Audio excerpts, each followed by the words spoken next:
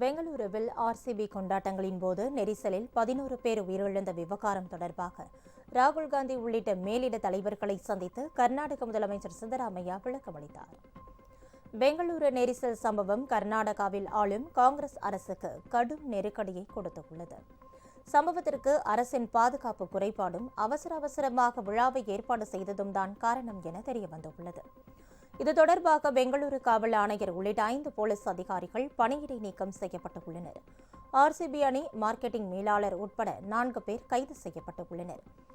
இந்நிலையில் டெல்லி சென்று உள்ள கர்நாடக முதலமைச்சர் சித்தராமையா காங்கிரஸ் தலைவர் மல்லிகார்ஜுன கார்கே, ராகுல் காந்தி உள்ளிட்டோரை சந்தித்து பேசினார். அப்போது பெங்களூரு சம்பவம் குறித்து அவர் விளக்கமளித்ததாக கூறப்படுகிறது. அப்போது துணை முதலமைச்சர் சிவக்குமாரும் உடனிருந்தார்.